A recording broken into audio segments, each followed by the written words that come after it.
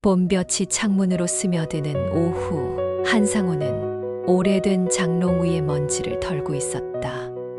38년간 국어를 가르치며 수많은 제자들을 키워낸 그의 손은 이제 거칠고 주름져 있었지만 여전히 책을 다루는 손길만큼은 조심스러웠다.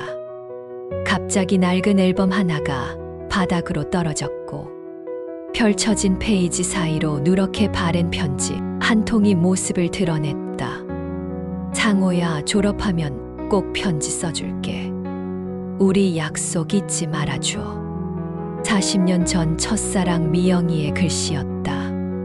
그때 20살이었던 상호는 사범대학 2학년이었고 미영이는 간호학과 1학년이었다. 도서관에서 우연히 마주친 그들은 매일 저녁 캠퍼스를 거닐며 꿈을 이야기했다. 상호는 훌륭한 선생님이 되겠다고 했고 미영이는 아픈 사람들을 돌보는 간호사가 되겠다고 했다. 그러나 미영이의 집안 사정으로 그녀는 갑자기 부산으로 이사를 가게 되었고 그들의 사랑은 그렇게 끝났다. 상호는 편지를 가슴에 품고 거실로 나왔다. 아내 은숙이 저녁 준비를 하고 있었지만 그들 사이의 대화는 언제부터인가 일상적인 안부 정도에 그치고 있었다. 저녁 뭐야? 된장찌개. 그게 전부였다. 은숙도 상호도 서로에게 더 이상 궁금해하지 않았다. 결혼 40년이 지나면서 사랑은 습관이 되었고 습관은 때로는 무관심과 구별되지 않았다. 그날 밤 상호는 잠들지 못했다. 만약 그때 미영이와 헤어지지 않았다면 어땠을까? 만약 다른 선택을 했다면 지금의 삶은 어떻게 달라졌을까? 옆에서 자고 있는 은숙을 바라보며 상호는 처음으로 자신의 인생을 돌아보기 시작했다. 과연 자신은 행복했을까? 아니면 그저 살아왔을 뿐일까? 다음 날 아침 상호는 평소와 다르게 은숙에게 물었다. 당신은 나와 결혼해서 행복했어. 은숙은 잠깐 멈칫하더니 갑자기 왜 그런 소리를 하는 거야? 라며 대답을 피했다. 상호는 더 이상 묻지 않았지만 그 순간 두 사람 모두 오랫동안 묻고 싶었던 질문들이 있다는 것을 깨달았다.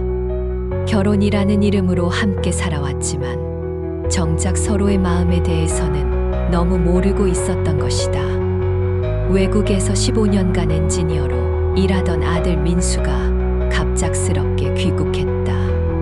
상호와 은숙은 기쁨에 들떠 아들을 맞이했지만 공항에서부터 뭔가 어색함이 감돌았다.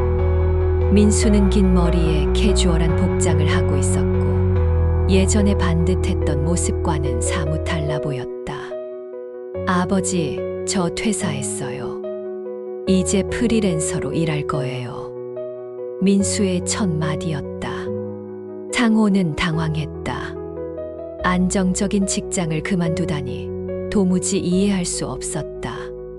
내가 미쳤나? 그 좋은 직장을 왜 그만둬? 상호의 목소리가 높아졌다. 민수는 한숨을 쉬며 대답했다. 아버지는 여전히 안정만 생각하시는군요. 저는 이제 제가 정말 하고 싶은 일을 하려고요. 저녁 식사 자리는 냉랭했다. 상호는 계속해서 아들에게 다시 취업하라고 설득했고 민수는 아버지의 고리타분한 생각을 비판했다. 아버지 세대는 회사에 평생 매여 사는 게 성공이라고 생각하지만 지금은 달라요. 내가 행복한 게 더 중요해요. 행복, 돈도 없이 무슨 행복을 찾는다는 거냐? 상호와 민수의 대화는 평행선을 그었다. 은숙은 부자 사이의 갈등을 보며 마음이 아팠다. 아들이 오랜만에 집에 왔는데 첫날부터 싸우고 있었다. 그만해요, 둘 다. 민수야, 내 아버지 말씀도 일리가 있고 여보도 민수 입장을 좀 이해해 보세요. 하지만 상호는 고개를 저었다. 이해할 게 뭐가 있어? 사회생활이란 건 책임이 따르는 거야. 그날 밤 민수는 어린 시절 자신의 방에서 잠을 잤다. 벽에는 상호가 사준 위인전 전집이 그대로 꽂혀 있었고, 책상 위에는 상고 시절 받았던 상장들이 먼지를 쌓고 있었다. 민수는 문득 깨달았다. 아버지는 자신이 그린 아들의 모습에서 한 발짝도 벗어나지 못하고 있다는 것을, 한편 상호도 잠들지 못하고 있었다. 아들이 변했다는 것을, 그리고 자신이 그 변화를 받아들이지 못하고 있다는 것을 알고 있었다. 다음 날 아침 식탁에서 상호가 먼저 말을 걸었다. 민수야, 외국 생활은 어땠냐? 짧은 질문이었지만 그 안에는 아들을 이해해 보려는 아버지의 마음이 담겨 있었다. 민수도 그것을 느꼈는지 처음으로 미소를 지으며 대답했다. 힘들었지만 많이 배웠어요, 아버지. 늦은 봄, 상호는 오랫동안 미뤄왔던 교직 동창 모임에 참석했다. 20년 만에 만나는 얼굴들은 모두 늙어 있었지만 여전히 반가웠다. 특히 중마고우였던 박종길을 만났을 때는 가슴이 뭉클했다. 종길은 상호와 같은 해에 교직에 몸담았지만 10년 전 뇌경색으로 조기 퇴직했다. 상호야, 이제 우리도 정말 늙었구나. 종길의 말에 상호는 웃으며 답했다. 그러게, 언제 이렇게 되었을까? 둘은 마치 학창 시절로 돌아간 듯 도란도란 이야기를 나누었다. 종길은 병이 생긴 후 삶에 대한 생각이 많이 바뀌었다고 했다. 상호야, 우리 살 날이 얼마나 남았을까? 이제는 하고 싶은 것들을 해봐야 하지 않을까? 종길은 최근 지역 문화센터에서 노인 합창단을 만들어 활동하고 있다고 했다. 처음에는 부끄러웠는데 막상 해보니까 너무 좋더라. 나이 들어서도 새로운 걸 배울 수 있다는 게 이렇게 기쁠 줄 몰랐어. 상호는 종길의 밝은 모습에 놀랐다. 병으로 고생했을 텐데 오히려 예전보다 더 활기차 보였다. 상호야, 너도 뭔가 해봐. 은퇴하고 집에만 있으면 안 돼. 사람은 죽을 때까지 배우고 성장해야 한다고 생각해. 종길의 말에 상호는 깊이 생각에 잠겼다. 자신은 은퇴 후 별다른 계획 없이 시간을 보내고 있었다. 가끔 책을 읽고 텔레비전을 보는 것 외에는 특별한 일이 없었다. 모임이 끝나고 집으로 돌아가는 길에 상호는 종길의 말을 되새겼다. 하고 싶은 것들을 해봐야 하지 않을까? 정말 그랬다. 인생의 마지막 장을 어떻게 써나갈 것인가? 그동안 미뤄왔던 꿈들이 하나둘 떠올랐다. 젊었을 때 시를 쓰고 싶어 했던 기억, 전국을 여행하고 싶어 했던 꿈, 손주들과 더 많은 시간을 보내고 싶었던 마음들. 집에 도착한 상호는 은숙에게 오늘의 이야기를 들려주었다. 종길이가 맞는 말을 했어. 우리도 이제 하고 싶은 걸 해봐야겠어. 은숙은 남편의 밝은 표정을 보며 오랜만에 미소를 지었다. 그러게, 당신도 요즘 너무 집에만 있었어. 그날 밤 두 사람은 오랜만에 깊은 대화를 나누었다. 앞으로의 계획, 하고 싶었던 일들에 대해서. 어느 날 아침 상호는 화장실에서 나오는 은숙의 얼굴이 유난히 창백해 보이는 것을 발견했다. 괜찮아? 하고 물으니 은숙은 그냥 조금 어지러워라고 대답했다. 하지만 며칠 뒤 은숙이 주방에서 갑자기 쓰러지는 일이 발생했다. 급히 병원으로 달려간 상호는 의사로부터 충격적인 이야기를 들었다. 부인께서 당뇨 합병증이 상당히 진행된 상태입니다. 언제부터 증상이 있으셨는지요? 의사의 질문에 상호는 대답할 수 없었다. 아내의 건강 상태를 전혀 모르고 있었던 것이다. 은숙은 3년 전부터 당뇨 진단을 받았지만 상호에게 알리지 않고 혼자 병원을 다니며 치료받고 있었다. 왜 말하지 않았어?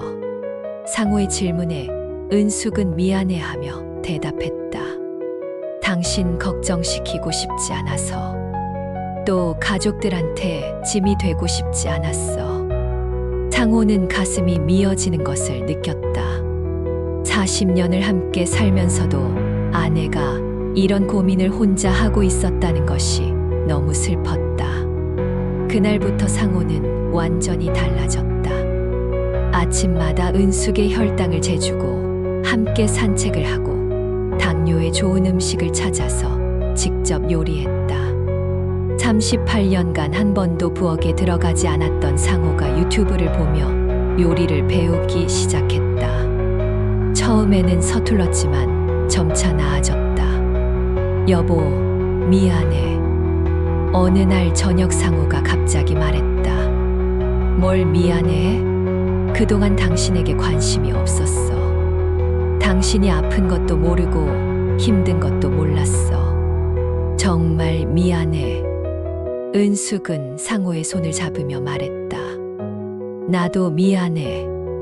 혼자 끙끙 앓지 말고 진작 말했어야 했는데. 그 순간 두 사람은 깨달았다. 결혼 40년 만에 처음으로 서로의 마음을 진정으로 들여다보고 있다는 것을. 건강에 대한 걱정은 오히려 그들을 더 가깝게 만들었다. 상호는 은숙과 함께 보낼 시간이 얼마나 소중한지, 그리고 그 시간이 무한하지 않다는 것을 깨달았다. 이제 그들에게는 서로를 더 사랑하고 이해할 시간이 필요했다. 은숙의 건강이 조금씩 나아지면서 상호는 동네 문화센터에 나가기 시작했다. 종길의 권유로 시작한 일이었지만 막상 가보니 그곳에서 예상치 못한 만남이 기다리고 있었다. 20년 전 제자였던 김영희와 박철수를 만난 것이다. 이제 40대가 된 그들은 상호를 보자마자 반갑게 인사했다. 선생님, 정말 오랜만이에요. 여기서 뵙다니 신기해요. 영희는 지금 초등학교 교사로 일하고 있었고, 철수는 작은 출판사를 운영하고 있었다. 선생님께서 문학을 워낙 사랑하셔서 저희도 그 영향을 많이 받았어요. 철수의 말에 상호는 가슴이 뭉클했다. 자신이 가르친 것들이 제자들의 인생에 의미가 있었다는 것을 확인하는 순간이었다. 선생님, 문화센터에서 글쓰기 강좌를 열어보시는 건 어떨까요? 요즘 시니어분들 사이에서 글쓰기 관심이 많아지고 있어요. 영희의 제안에 상호는 처음에는 망설였다. 은퇴한 지 오래되어 자신이 없었기 때문이다. 하지만 철수가 선생님의 수업은 정말 특별했어요. 단순히 문법을 가르치는 게 아니라 삶에 대해 생각하게 해주셨잖아요. 라고 말하자 마음이 흔들렸다. 며칠 고민 끝에 상호는 문화센터에 글쓰기 강좌 개설을 신청했다. 인생 이야기 쓰기라는 제목으로 시니어들을 대상으로 한 강좌였다. 처음 수업에는 10명 정도의 수강생이 모였다. 60대에서 80대까지 다양한 연령대의 사람들이 각자의 인생 이야기를 나누기 시작했다. 여러분, 우리 모두에게는 특별한 이야기가 있습니다. 그 이야기를 글로 써보는 것이 이 시간의 목표예요. 상호의 첫 수업은 떨렸지만 보람찼다. 수강생들은 자신의 젊은 시절, 결혼 생활, 자녀 교육, 그리고 노년의 꿈에 대해 솔직하게 이야기했다. 상호는 그들의 이야기를 들으며 자신도 많은 것을 배웠다. 수업이 끝나고 집으로 돌아온 상호는 은숙에게 하루 일과를 들려주었다. 오늘 참 보람찼어. 나도 뭔가 의미 있는 일을 하고 있다는 느낌이 들어. 은숙은 남편의 밝은 얼굴을 보며 기뻤다. 오랜만에 상호에게서 활기를 찾을 수 있었다. 당신 정말 좋아 보여. 계속 해봐. 민수가 귀국한 지 한 달이 지나면서 집안 분위기도 조금씩 안정을 찾아가고 있었다. 하지만 새로운 갈등이 생겼다. 민수의 12살 딸 서연이가 아빠를 따라 한국에 와서 잠시 살게 된 것이다. 서연이는 한국어는 할 줄 알았지만 한국 문화에는 익숙하지 않았고 상호와의 세대 차이는 더욱 컸다. 할아버지, 왜 밥 먹을 때 텔레비전을 끄라고 하세요? 서연이의 질문에 상호는 답답해했다. 식사 시간에는 가족끼리 대화를 해야지. 예전에는 말이야. 할아버지, 또 예전에는이에요. 지금은 달라요. 외국에서는 밥 먹으면서 뉴스도 보고 그래요. 서연이의 당당한 대답에 상호는 할 말을 잃었다. 손녀와의 갈등은 일상의 작은 부분에서도 계속되었다. 서연이는 아침에 늦게 일어나고 스마트폰을 항상 들여다보고 한국 음식보다는 햄버거를 좋아했다. 상호에게는 이 모든 것이 이해되지 않았다. 요즘 애들은 버릇이 없어. 예의도 모르고. 상호가 은숙에게 불평하자 은숙이 말했다. 여보, 서연이는 외국에서 자랐잖아. 조금 이해해줘. 하지만 어느 날 상호의 생각이 바뀌는 사건이 일어났다. 서연이가 갑자기 고열에 시달리며 아프기 시작한 것이다. 민수는 급한 일로 외출한 상태였고 은숙은 자신의 병원 진료가 있어서 상호 혼자 서연이를 돌봐야 했다. 처음에는 어떻게 해야 할지 몰라 당황했지만 손녀의 아픈 모습을 보니 마음이 아팠다. 할아버지, 아파요. 서연이가 약한 목소리로 말했다. 상호는 젖은 수건으로 손녀의 이마를 닦아주고 미음을 끓여주었다. 괜찮다. 할아버지가 있으니까 걱정하지 마. 그 순간 서연이는 처음으로 할아버지에게 안겼다. 상호는 가슴이 뭉클했다. 세대 차이니 문화 차이니 하는 것들이 갑자기 중요하지 않게 느껴졌다. 서연이가 회복되면서 두 사람의 관계도 조금씩 가까워졌다. 상호는 손녀에게 한국의 전래동화를 들려주었고 서연이는 할아버지에게 외국 생활 이야기를 들려주었다. 할아버지, 제가 외국에서 살 때는요. 서연이의 이야기를 들으며 상호는 새로운 세상을 배울 수 있었다. 그리고 깨달았다. 가르치는 것만이 교육이 아니라 배우는 것도 소중한 시간이라는 것을. 은숙의 건강이 예상보다 빠르게 악화되기 시작했다.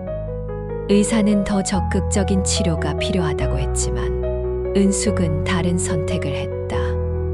여보, 나 이제 하고 싶었던 일들 해보고 싶어.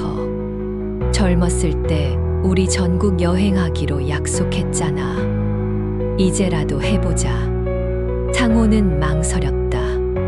은숙의 몸 상태가 걱정되었기 때문이다. 하지만 은숙의 간절한 눈빛을 보며 상호는 마음을 정했다. 좋아, 우리 여행 가자. 민수는 처음에 반대했다.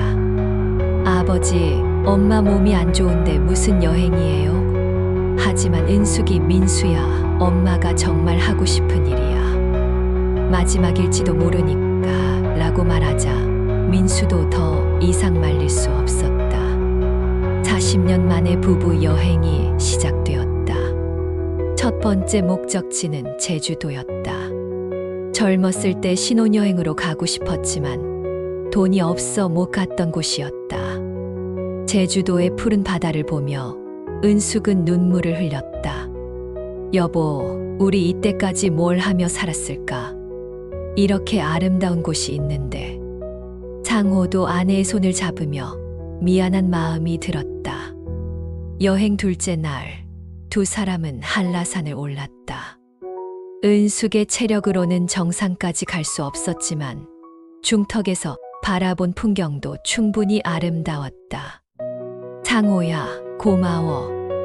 나와 결혼해줘서. 은숙의 갑작스러운 고백에 상호는 놀랐다.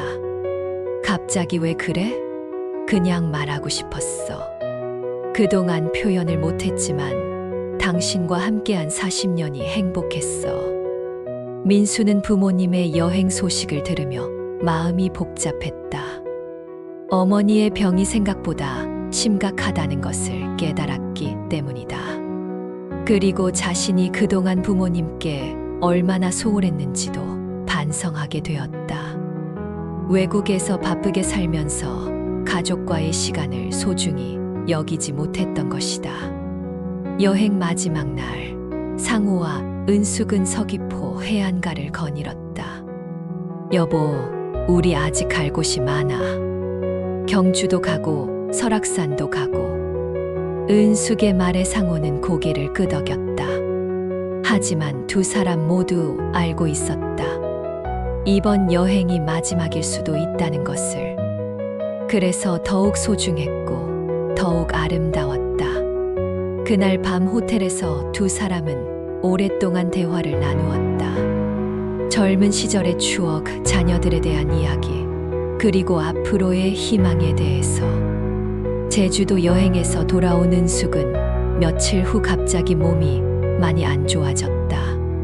병원에 입원한 은숙을 지키며 상호는 아내와의 마지막 시간들을 소중히 보냈다. 민수도 어머니 곁을 지켰고 서연이도 할머니를 자주 찾아왔다. 할머니, 빨리 나으세요. 저랑 또 놀아요. 서연이의 말에 은숙은 미소를 지었다. 여보, 나 후회 없어. 마지막에 당신과 좋은 시간 보낼 수 있어서 고마워. 은숙은 상호에게 마지막 부탁을 했다. 민수와 서연이 잘 챙겨줘. 그리고 당신도 남은 시간 의미 있게 보내.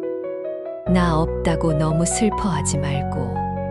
상호는 눈물을 참으며 대답했다. 알겠어. 당신 걱정 말고 편히 쉬어. 은숙은 가을 단풍이 아름다운 어느 조용한 아침에 세상을 떠났다.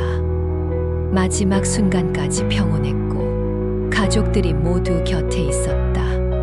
상호는 아내의 손을 잡고 있으면서 40년간의 결혼 생활을 되돌아보았다. 행복했던 순간들, 힘들었던 시간들, 그리고 마지막에 서로를 더 깊이 이해하게 된 소중한 시간들까지. 장례식에는 많은 사람들이 찾아왔다. 상호의 옛 제자들, 은숙이 다니던 교회 사람들, 그리고 동네 이웃들까지. 모두들 은숙을 따뜻하고 착한 사람으로 기억하고 있었다. 선생님, 사모님은 정말 좋은 분이셨어요. 저희들에게도 항상 친절하셨는데. 제자들의 말을 들으며 상호는 아내에 대해 미처 몰랐던 면들을 발견했다. 은숙이 떠나고 한 달이 지났다. 상호는 혼자 남은 집에서 적적함을 느꼈지만 동시에 아내와의 약속을 지켜야 한다는 마음도 있었다. 남은 시간을 의미 있게 보내라던 은숙의 말을 기억하며 상호는 다시 문화센터 강의를 시작했다. 이번에는 사랑하는 사람을 떠나보낸 이들을 위한 글쓰기라는 주제였다. 민수는 어머니를 잃은 후 많이 달라졌다. 아버지와의 관계도 이전보다 훨씬 가까워졌다. 아버지, 제가 그동안 너무 이기적이었어요. 앞으로는 아버지와 더 많은 시간을 보내고 싶어요. 민수의 말에 상호는 고마웠다. 아들이 진정으로 어른이 되었다는 것을 느꼈다. 서연이도 할머니를 많이 그리워했지만 할아버지를 더 많이 도와주려고 노력했다. 할아버지, 제가 요리 배워서 맛있는 거 만들어 드릴게요. 손녀의 다정한 말에 상호는 웃음이 났다. 이제 세대 차이는 극복할 수 있는 것이라는 생각이 들었다. 어느 일요일 오후 상호는 민수와 서연이와 함께 은숙의 묘소를 찾았다. 가을 하늘이 맑고 높았다. 여보, 우리 모두 잘 지내고 있어. 걱정하지 마. 상호는 마음속으로 아내에게 말했다. 그리고 깨달았다. 사랑하는 사람을 잃는 것은 끝이 아니라 새로운 시작일 수도 있다는 것을. 은숙과의 추억들이 상호에게는 앞으로 살아갈 힘이 되고 있었다. 집으로 돌아오는 길에 민수가 말했다. 아버지, 저희도 이제 새로운 시작을 해봐야 할 것 같아요. 새로운 시작. 네, 아버지와 저, 그리고 서연이가 함께 만들어가는 새로운 가족 이야기요. 상호는 고개를 끄덕였다. 은숙이 남긴 가장 큰 선물은 바로 이것이었다. 가족이 서로를 더 사랑하고 이해하게 된 것. 그날 밤 상호는 오랜만에 일기를 썼다. 오늘부터 나의 두 번째 인생이 시작된다. 은수가 고마워. 당신 덕분에 나는 사랑이 무엇인지 배웠어. 이제 그 사랑을 민수와 서연이에게, 그리고 내가 만나는 모든 사람들에게 나누어 줄게. 창밖으로는 첫눈이 내리고 있었다. 새로운 계절, 새로운 시작을 알리는 눈이었다.